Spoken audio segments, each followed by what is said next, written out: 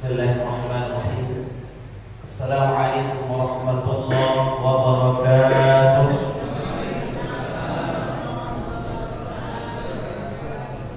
Alhamdulillahirabbil alamin wassalatu wassalamu ala sayyidil mursalin wa imamil muttaqin wa ala alihi wa sahbihi wa man da'a bi da'watihi wa tadamma bi tariqatihi wa qassama khata wa ja'ala al-hidayata asasan li fikratihi wa tamassaka bi qiyas bi'amalihi wa masdar li ahkami. Asyhadu an la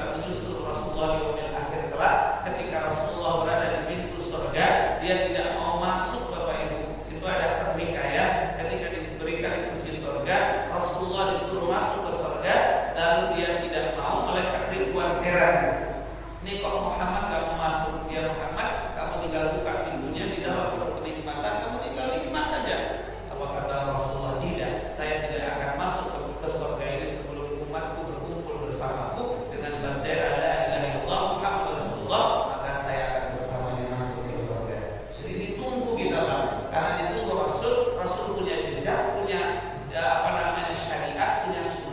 punya syariat Islam, maka kita tinggal ikuti jejaknya, pasti kita akan bisa menuju Rasulullah. Semoga kita semua dapat bersama Rasul masuk surga. Amin. Bapak Ibu yang muliakan oleh Allah Subhanahu wa taala, qadarullah, hendaknya Allah malam subuh ini kita bertemu. Seharusnya bertemu tanggal 17 November, tapi ini ada qadarullahnya ditemukan oleh Allah subuh ini. Pada kesempatan ini, karena memang saya bagiannya banyak ke akidah, maka mungkin kita akan berdiskusi atau mengulang kembali bagian-bagian dari akidah tersebut. Sebagaimana ayat Allah yang biasa jadikan landasan dalam puasa Ramadan, yaitu surah Al-Baqarah ayat 183, Allah berfirman, "A'udzubillahi samil 'alim minasyaitonir rajim. Bismillahirrahmanirrahim.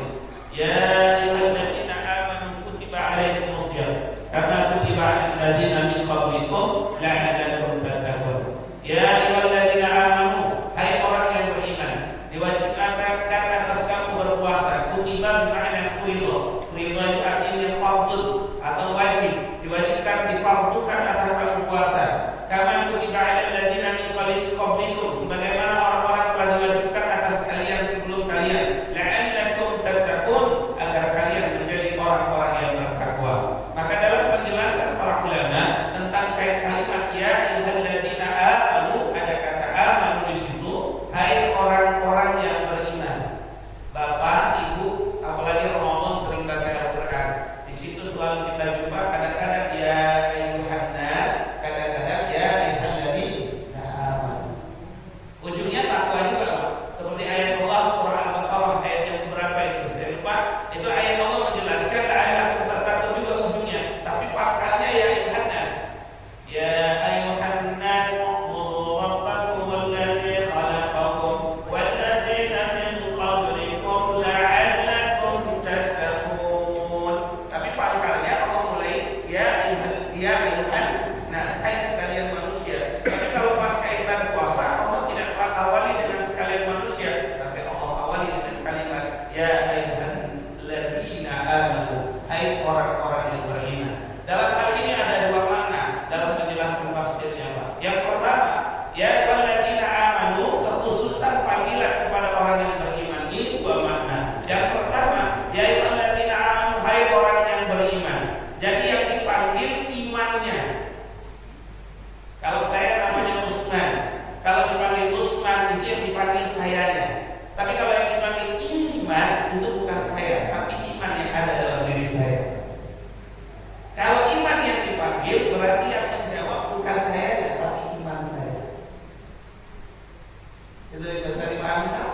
Karena panggilan iman yang jawab iman. Kalau nggak beriman nggak akan jawabnya. Nggak akan ada respon.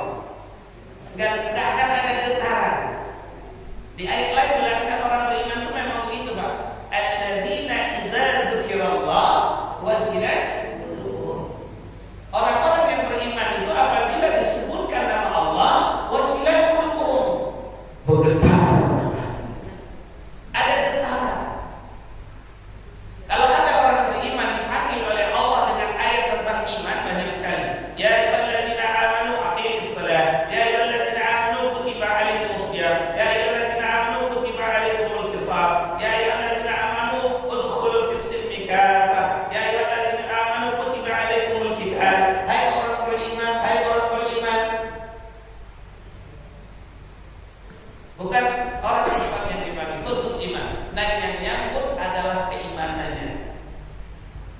Maka jangan heran Bapak Ibu, sekalipun ada orang yang Muslim tapi tidak begitu menyambut puasa ini, bisa jadi maaf imannya yang bermasalah. Karena sambutannya itu ada anekdot, ada cerita orang. Kalau melihat orang Islam, lihatlah saat sholat Idul Fitri, sholat Idul Adha. Tapi kalau melihat orang beriman, lihatlah sholat subuh. Itu menandakan perbedaan. Dengan demikian, ketika Allah panggil bukan ya ayyuhal muslimun juga, bukan orang yang muslim, tapi yang dipanggil ya ayyuhalladzina, orang yang dalam pembahasan, kebetulan saya praktisi pendidikan. disebut bulan termasuk tarbiyah. Maka istilah pendidikan itu ada input, ada proses, ada output. Inputnya apa? Amal orang beriman. Prosesnya apa? Shaum Ramadan. Ya kan? Outputnya apa? La'allahum jadi orang takwa. Tapi inputnya penting. Kalau dia nggak iman nggak bisa masuk. Kalau dia nggak iman nggak berkualitas. Kalau nggak iman puasanya nggak akan ada apa-apanya. Man shoma Ramadhana imanan wa ihtisaban ghufira lahu ma taqaddama min dzambi. Siapa yang puasa Ramadan imanan dengan keimanan dan mengharap ridha Allah, maka diampuni dosa-dosa telah lalu. Iman menjadi dasarnya. Nah, betapa pentingnya iman. Jadi yang dipanggil iman. Pertanyaannya Bapak Ibu, sekarang bagi kita yang ada sembunyi, insya Allah semua beriman. Ya, iman kita kira-kira sekuat apa getarannya ketika dipanggil? Kalau seandainya iman kita diibaratkan nama kita, Bu, Pak, nama itu melekat dengan diri kita. Kalau nama kita dipanggil langsung ada getaran. Saya namanya Usman. Kalau dipanggil orang, Pak, Bu, Usman, gitu kan, langsung ada getaran. Langsung saya dipanggil, kan gitu langsung, Pak, ada getaran gitu. Apalagi yang manggil itu, Pak, Bu, orang yang sangat kita kenal. Siapa dia? Ibu kandung kita misalnya. Osman, langsung terasa. Saya panggil. Nah, kalau andaikan iman itu melekat seperti nama kita pada diri kita, maka ketika ada ayat Allah, ya ayyuhalladzina amanu, harusnya kita merasa, saya panggil.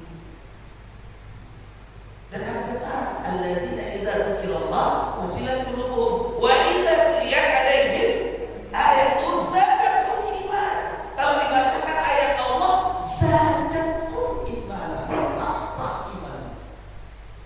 Apa iman? Sifat orang beriman. Sami'na. Dia dengar langsung patuh, Pak.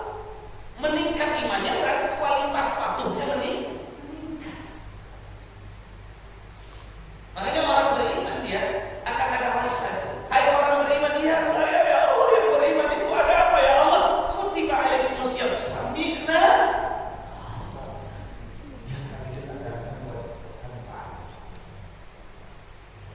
Tapi pertanyaannya, kenapa iman kita getarannya lebih lemah daripada nama kita? Ini kebetulan saya bagian pendidikan, jadi ada rahasianya.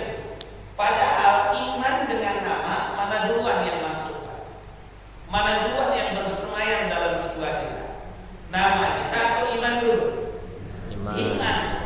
Karena di dalam alam dunia, di dalam rahimnya saja, kita sudah ditanya sama Allah, alastu bi rabbikum, apakah kau saksikan aku Tuhanmu? Kita sudah menjawab, Pak, bala syahidna. Berarti kalimatnya apa? Asyhadu an la ilaha.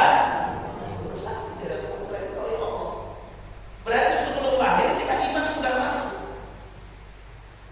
Nama kapan masuknya? Setelah lahir kan? Baru lahir belum kasih nama. Bahkan udah ada kasih nama langsung. Ada hari ke-7 saat diakikahkan kasih nama, saat dicukur kasih nama. Artinya setelah lahir namanya. Tapi kenapa ketika namanya disebut dia langsung terasa, ketika imannya disebut kenapa tidak langsung terasa? Apa yang menyebabkan?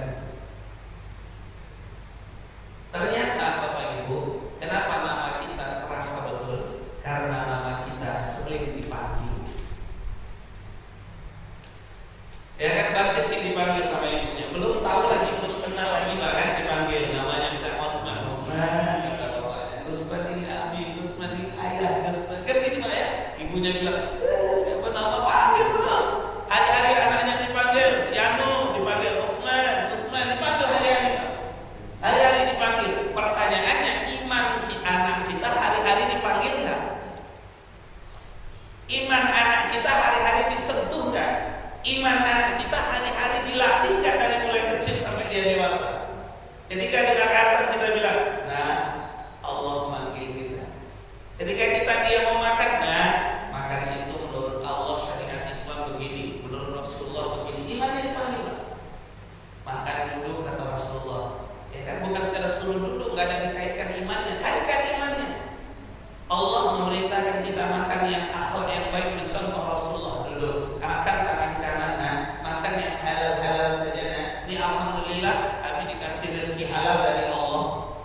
Ini alhamdulillah, jadi itu Pak. Sehingga anak itu disentuh imannya setiap saat. Ketika bicara kita ada iman yang keluar dari mulut kita. Ketika bicara kita ke anak kita, kita sentuh imannya. Kalau iman disentuh terus, maka iman itu dibangun terus, maka iman itu akan sangat terikat dengan diri anak kita, sangat kuat terikat. Itu namanya api dan ingatan. Makanya nama anak kita kenapa lengket, kita sebut terus kan, panggil pagi-pagi dipanggil, pas bangun dipanggil, pas apa dipanggil, pas apa lagi mau makan dipanggil, pas sekolah dipanggil, namanya sering dipanggil. Bagaimana iman anak kita selama ini? Apakah sering kita panggil? Sering kita sentuh imannya, sering kita sebutkan. Ketika dengan azan tadi kita bilang Allah sedang panggil kita, ayo kita siap-siap kelas. Ya kan? Ketika makan Allah memerintahkan mencontoh Rasulullah gimana makan, duduk tangan kanan, gitu kan? Baca basmalah, makan dengan yang baik. Kita sebutkan syariat, kita sebutkan Allah, kita sebutkan Rasulullah. Maka imannya sering terus ya diulang-ulang, akhirnya imannya akan kuat. Apapun yang kita buat begitu. Kenapa kita harus sholat sunnah misalnya? Saya mengajarkan anak itu karena Rasulullah sholat sunnah. Coba kita ikut sholat sunnah. Dia mau jadi akhir. Sekalipun saya nggak bersama dia tetap sholat sunnah. Saya tanya sudah sholat sunnah, sudah.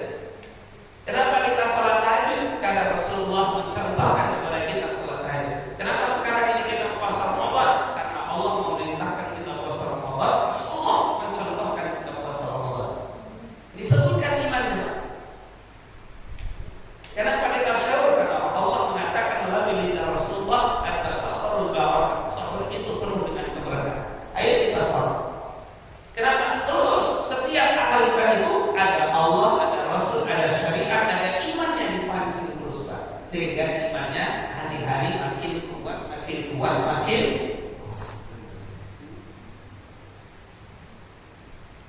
yang dimuliakan oleh Allah. Dan keimanan ini dasar penting utamanya adalah keyakinan kepada Allah. Bagaimana kita menanamkan keyakinan anak kepada anak kita kepada Allah? Saya khawatir Pak, kejadiannya terjadi pada anak kita nanti. Teman saya hampir ateis Pak, karena kuliah di filsafat, hampir ateis. Karena yang paling ekstrim Pak Bu ya, antara iman Islam itu dengan konsep umum yang paling dahsyat itu adalah ateis. Dalam konsep ateis Bapak Ibu, Tuhan itu nggak ada. Kenapa Tuhan nggak ada? Karena nggak bisa dilihat. Orang ateis itu menuduh anak-anak kita atau kita itu sebagai apa? Orang yang lemah akalnya, bermasalah akalnya. Masa yang nggak nampak diyakini? Kalau saya berani bilang untuk anak saya, itu orang ateis yang malah setengah akalnya, menggunakan sebahagian setengah akalnya. Karena hakikat akal kita Bapak Ibu, itulah yang kita gunakan sebagai jalan menuju iman kedua kan. Kalau nggak dalil akli, dalil beriman kepada Allah, adanya Allah itu dalil akli. Karena Allah mengarahkan kita ke sana. Jadi kalau kita anak kita didik kira-kira anak kita tahu Allah itu ada nggak? Ada. Tapi Allah itu nggak nampak, apa tetap ada? Kalau dia nggak kuat dalam keimanan, cuma sekedar hafalan Bapak Ibu, maka imannya lemah. Kalau imannya lemah, ketika dipanggil dengan ayat kayak ini, ya ayyuhalladzina amanu, maka tidak ada getar. Karena cara berimannya cuma cara hafalan. Rukunnya iman itu ada 6 perkara. Satu, iman pada Allah itu cuma hafalan. Benarkah Allah ada? Benarkah namanya Allah? Benarkah Allah itu Tuhan? Semuanya nanti dibahas. Maka salah satunya Pak adalah yang berkembang itu saat ini adalah pemahaman yang disebut dengan ateis. Apa itu ateis? Tidak ada pencipta, Tuhan tidak ada. Seakan-akan masuk akal Pak. Ada satu hikayah Bapak Ibu, cerita. Saya senang kali menceritakan ini. Silahkan diceritakan kepada anak-anaknya, anak generasi atau cucunya. Ada cerita, karena biasanya anak senang kali cerita. Kita aja kadang senang. Dicerita di masa kekhilafan Islamiyah. Saat itu sekolah agama. Teman tadi punya teman sahabat yang lain, tapi dia nggak nyadar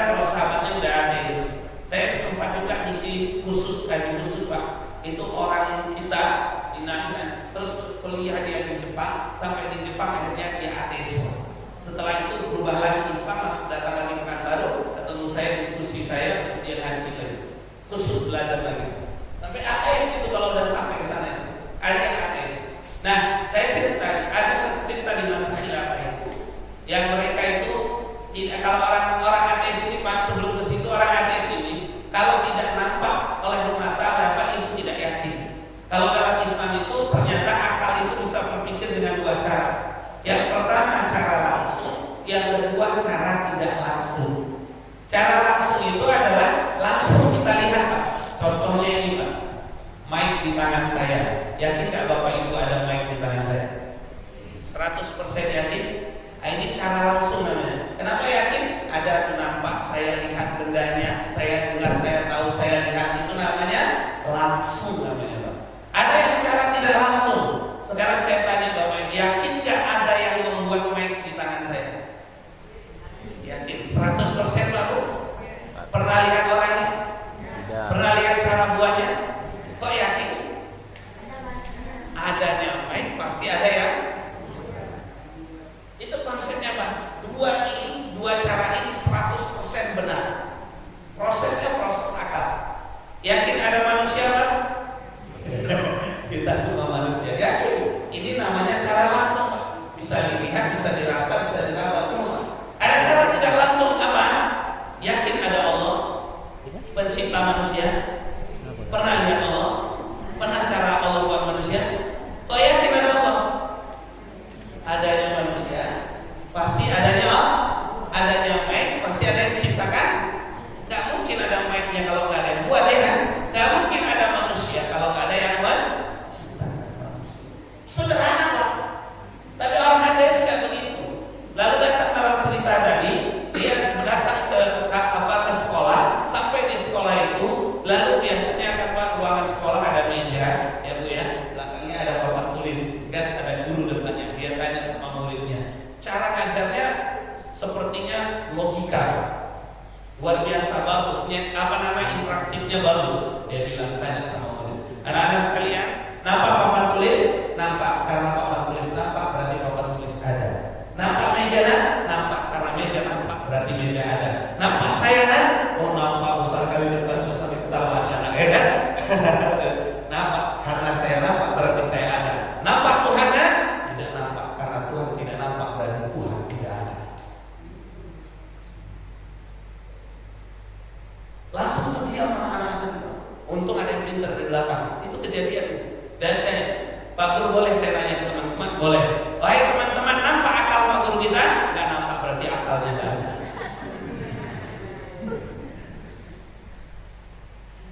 Kalau saya lanjutkan Bu, saya tanya Bapak Ibu, wahai Bapak Ibu, nampak nyawanya? Nggak nampak, berarti nyawa Ibu nggak ada. Itu jelas nggak benar Pak kesimpulannya. Jadi dia mikir logika Pak. Kalau nampak berarti ada, kalau nampak berarti ada, kalau nampak berarti ada, kalau tidak nampak berarti tidak ada. Itu salah. Pertama benar, kalau nampak ada itu benar. Tapi kalau tidak nampak tidak ada, itu banyak faktanya di dunia ini. Nyawa nggak nampak tapi ada. Kan itu ada. Akal kita ini nggak bisa dilihat Bu. Belahun kepalanya nggak ada akalnya. Yang ada otak. Akal itu berasal dari bahasa Arab. Akola itu fiil itu kalau bahasa kita kata kerja. Kata kerja itu mana ada bendanya? Ini kaki kan yang berjalan. Ya. Harus ada aktivitasnya, kan ada geraknya baru tahu jalan kan. Tapi yang jalan tahu mana bendanya? Nggak ada. Kaki melangkah baru berjalan. Gitu juga otak saat dia berinteraksi dengan kita ajak bicara, mulai berfungsi baru oh dia ada akalnya. Kalau nggak fungsi makanya nyambung berarti ada akal. Karena itu, karena dia akal itu anak kecil disebut belum sempurna akal. Nanti ada masanya sempurna akal gitu. Karena akal itu tidak ada fisiknya, tapi dia ada potensi yang ada di dalam otak kita. Nah, itu akal benar. Akhirnya terdiam, merah padam wajah guru tadi Bu, langsung pergi. Jadi nampak akal guru kita kan nampak berarti akalnya nggak ada. Ya orang yang nggak beriman pada Allah itu akalnya nggak ada. Afala ta'qilun kata Allah. Apakah kau tidak berakal? Itu artinya sama seperti tidak berakal karena tidak menggunakan akal.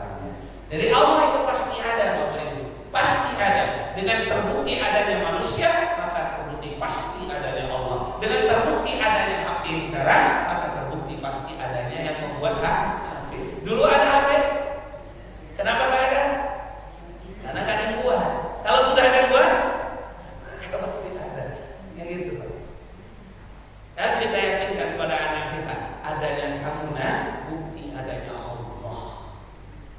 Dan kita sampaikan itu proses sehingga iman yang kuat. Ini yang pertama, Pak. Iman harus kuat dan memasukkan iman dalam diri kita tidak dengan hafalan, tapi dengan proses berpikir. Inna fi khalqis samawati wal ardi wa ikhtilafil laili wan nahari la ayatin lil albab. Dalam penciptaan langit dan bumi, jadi berganti siang dan malam, ada tanda-tanda kekuasaan Allah bagi orang-orang yang berpikir. Albab itu artinya orang cerdas. Jadi anak-anak kita itu cerdas. Jadi orang beriman itu cerdas. Orang kafir sekalipun pangkatnya profesor, kalau nggak beriman bisa dihitung tidak cerdas, teranggap jahilun, terhadap jahiliyah. Kenapa orang jahiliyah dulu kan yang namanya ahli syair hebat? Berarti di mana letak kekurangannya? Syairnya hebat, jual berdagangnya hebat, jual belinya hebat, berhitungnya hebat. Ya kan? Bikin teknologi sederhana, bikin baju besi bisa. Kayak kita nih bisa, ada yang bisa bikin baju besi. Ya kan? Kalau syairnya terkenal, coba kita buka sejarah syair di masa Rasulullah, itu setinggi-tingginya peradaban Arab, syairnya luar biasa. Kalau dibilang mereka bodoh, dalam anak kita nggak cocok, Pak. Pinter baca, pinter tulis, pinter berhitung, pinter jual beli komersial Romawi, pinter gimana Pak bikin teknologi sederhana, contohnya baju besi. Kalau bisa dibilang jahilun, jahilun itu yang pertama tidak beriman kepada Allah, yang kedua tidak mau pakai syariatnya Allah dalam akhirat ini. Sekarang mungkin masih banyak. Dan yang pertama, apa ya? Beriman kepada Allah, iman yang dipanggil oleh Allah. Jadi kalau orang itu beriman, Pak, pasti ada getaran. Kalau sudah ada getaran, jaga imannya, bertambah imannya. Alladzina idza dzukirallah wajilat qulubuhum wa idza tuliyat ayatihi wa idza tuliyat ayatihi zadatuhum imana wa ala rabbihim yatawakkalun. Dan orang yang beriman itu wa ala rabbihim, dan kepada Allah dia bertawakal. Tidak bergantung pada makhluk, tidak bergantung pada harta benda bahkan jabatan, tidak bergantung pada apapun. Orang yang beriman selalu menggantungkan hidupnya hanya kepada, dan Allah tidak bergantung pada apapun, Pak.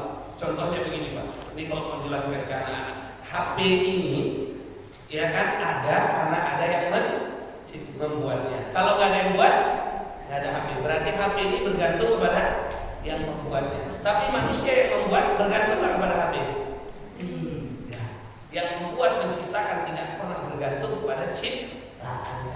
Manusia ini bergantung kepada adanya Allah. Nggak mungkin ada manusia kalau nggak ada Allah. Tapi Allah sedikit pun tidak bergantung kepada adanya manusia. HP ini kita nggak bergantung pada HP, Pak. Dulu kita nggak ada HP saja, hidupnya saja bisa berjalan. Pak, nggak ada manusia bergantung pada HP, tapi HP ini bergantung kepada manusia yang membuatnya. Begitu juga Allah tidak bergantung pada manusia. Tidak ada manusia, ada surga, ada neraka, ada malaikat dulu kan, ada iblis dan sebagainya. Semuanya Allah tidak bergantung pada ciptaannya, tapi ciptaannya bergantung kepada adanya Allah Subhanahu. Ini yang pertama. Wa alaihi yatawakkal, dan atas kepadanya Allah Rabbihim yatawakkal, kepada Rabb pencipta manusia, maka manusia bergantung kepadanya. Bahwa ini dimuliakan oleh Allah. Yang kedua, penjelasan tafsirnya itu kenapa dipanggil orang yang beriman? Karena Allah Maha tahu. Allah tidak akan memanggil orang untuk diperintahkan kecuali orang itu pasti mampu. Itu penjelasan tafsir Ibnu Katsir seperti itu. Kenapa Allah panggil beriman? Karena hanya orang beriman yang mampu puasa 30 hari atau 1 bulan. Kalau manusia tidak mampu, makanya dipanggil orang beriman.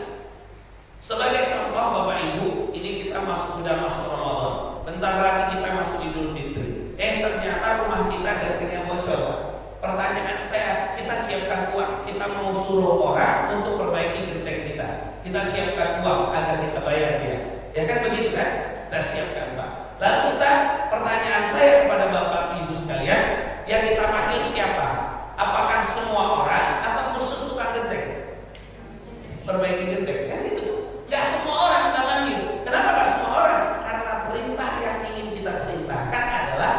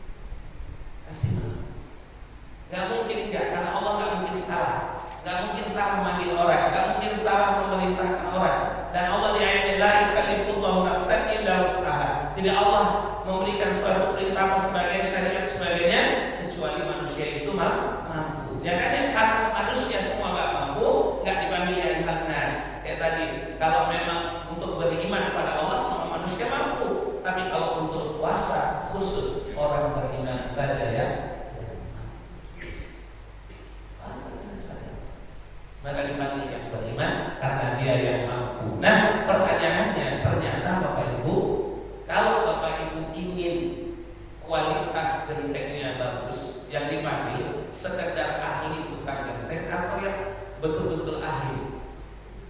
Yang betul-betul ahli. Ya kan gitu kan, supaya kualitasnya bagus dan kita siapkan uang lebih. Dan Allah ternyata Pak, di dalam ayat yang lain Allah selalu inginkan aktivitas itu yang ahli juga. Dan alladzi khalaqal mauta wal hayata liyabluwakum ayyukum ahsanu, yang terbaik amal. Orang yang terbaik itu apa? Kalau yang dipanggil iman, maka kalau imannya rendah, kualitas puasanya rendah. Kalau imannya tinggi, kualitas puasanya tinggi. Karena makin kualitas imannya, makin mampu seorang itu melaksanakan puasa. Bapak Ibu yang dimuliakan oleh Allah, coba kita tes diri kita. Contoh ya, kalau lagi iman naik, kira-kira sholat itu gimana Pak? Terasa kali ya? Katanya. Kalau iman lagi naik, tahajudnya gimana? Semangatnya luar biasa. Kalau iman lagi naik, Bu, baca Al-Qurannya gimana? Wah, selembar. Ingin lagi, selembar. Rasanya mau berhenti. Iman itu kalau lagi tinggi dia, lagi berkualitas dia, lagi begitu dalamnya, maka satu amal akan terasa ringan, bukan sekedar ringan, bahkan terasa nikmat satu amal ibadah itu. Begitu juga Pak, kalau seandainya Bapak Ibu tidak merasakan ringan puasa ini, tidak merasakan nikmat puasa ini, tidak merasakan bahagia dengan puasa Pak, tanyakan imannya, kira-kira lagi turun apa lagi naik, lagi tinggi apa tidak. Dan hati-hati dengan iman yang rendah, karena naiknya iman itu dijelaskan ulama, al-iman yazid wa yanqus. Iman kadang naik, kadang turun. Yazid bi ta'ah, yanqus bi ma'asi. Naiknya iman karena taat, turunnya iman karena maksiat.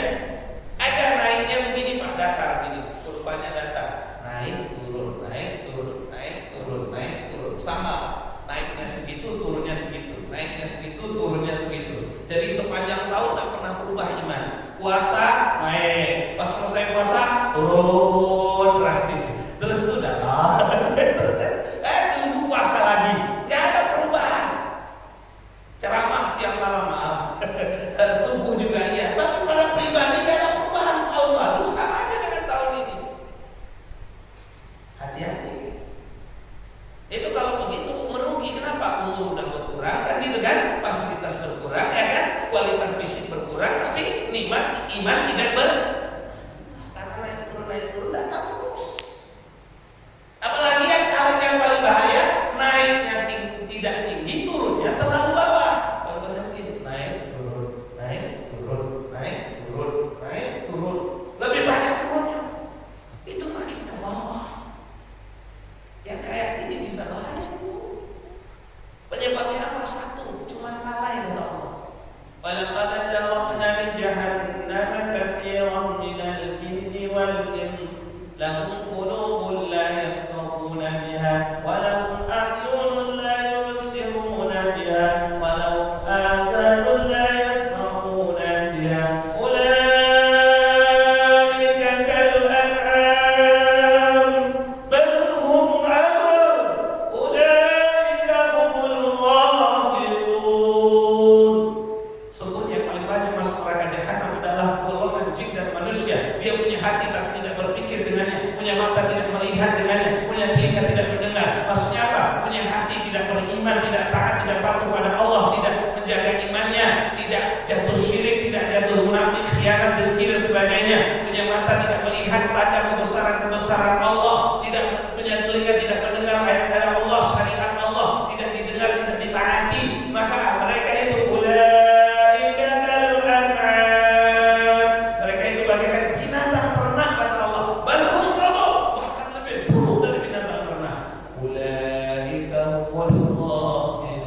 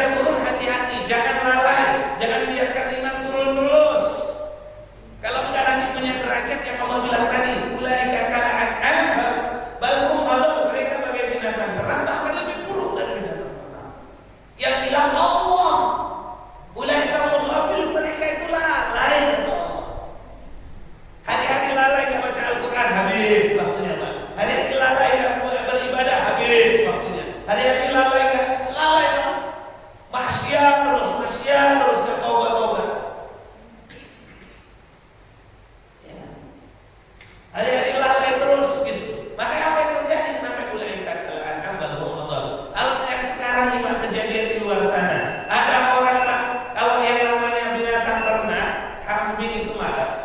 Kambing jantan, bandot istilahnya di sana di Aceh itu. Kambing jantan ketemu kambing jantan biasanya berantem Pak. Ini masa laki-laki jantan ketemu laki-laki jantan kalah mesraan itu gimana? Sekarang itu ada kayak gitu LGBT itu lebih buruk dari binatang ternak itu. Muslim kalau ditanya KTP-nya Muslim Pak. Di tempat yang agamanya kuat pun ada. Kalau di tempat saya sana di Aceh, pas saya di Purbabaru sekitar situ saya dulu nggak jauh dari situ. Saya pernah ketemu langsung, jumpa langsung manusia yang sudah terjadi lama. Sekarang hampir dapat posisi dia.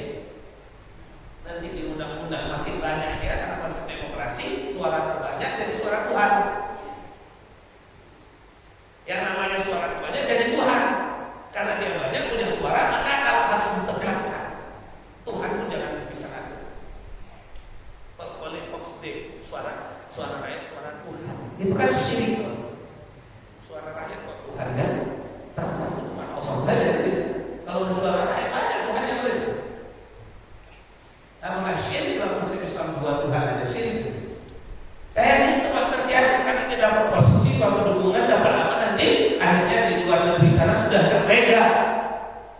Itu kalau di Belanda guru saya itu datang kita satu tempat, kita ucapkan salam yang jawab laki-laki, yang nyambut laki-laki Pak. Nanti yang datang lagi mengingatkan anak perlu laki-laki juga Pak. Tapi jangan main mata sama yang kedua Pak. Marah itu kenapa? Tetap posisinya sebagai istri laki dengan laki-laki. Bolehkah kalian yang mereka bahkan lebih buruk dari binatang lain? Bantu Allah gitu. Akalnya ada, tapi perilakunya melebihi dari binatang yang tidak punya akal. Itu rusak kenapa? Jangan lalai. Bahwa itu lil muslimin. Karena orang puasa sholat aja bisa terakui, puasa bisa kosong, tidak ada nilainya Pak. Kenapa tidak ada nilai? Gara-gara lalai. Bisa jadi batal puasanya, bisa jadi nggak dijaga, marah-marah Bu ya kan suka berkata yang sebagainya.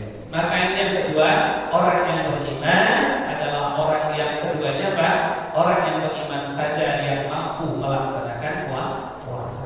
Jadi kalau makin dalam iman kita Bu, makin dalam puasa kita. Nah, bagaimana cara meningkatkan iman sebagai penutup? Tadi sudah ada ini ya. Apa kalimatnya Bu? Iman yazid wa yanqus. Ya iman itu naik karena ketaatan, yazid bi ta'at, yanqus bi ma'asi. Jadi caranya gimana Pak Bu?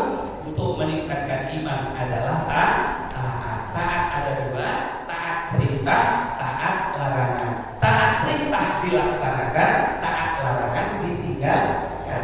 Perintah Allah sholat, maka laksanakan sholat, berarti taat, naik iman. Perintah Allah puasa, laksanakan puasa, berarti taat, naik iman. Perintah Allah harus tegakkan, ya ayyuhalladzina amanu kutiba alaikumul qisas, ini saya kita bukan ditegakkan.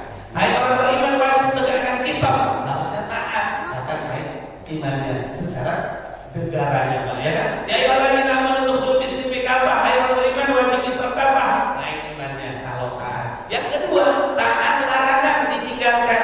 Dilarang zina, la taqrabuz zina, tinggalkan zina, naik imannya. Jangan mencuri, larang mencuri, tinggalkan mencuri, naik imannya. Jangan riba, tinggalkan riba, naik imannya. Gitu. Jangan ini tuh, naik imannya.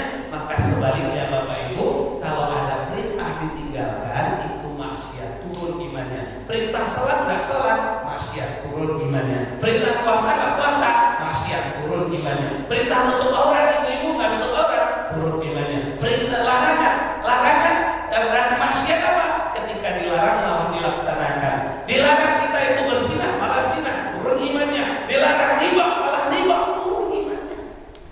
Karena riba itu dosa besar. Apa? Dosa paling rendah riba adalah menzinahi ibu kandung sendiri. Ibu bangun tidur ada anak, zina sama anak. Seperti itulah orang yang riba. Minimal dosanya. Puasa tapi riba, puasa tapi buka aurat, puasa tinggalkan sholat, maka puasanya tidak berkualitas, bisa-bisa pahalanya tidak ada. Mari kita tingkatkan iman dengan melaksanakan perintah, meninggalkan larangan, menjadi orang taat. Karena itulah sifat orang beriman. Sami'na wa ata'na. Mohon maaf jika ada kurangan kelebihan, sampai ada lewat mungkin ya sedikit. Assalamualaikum warahmatullahi wabarakatuh.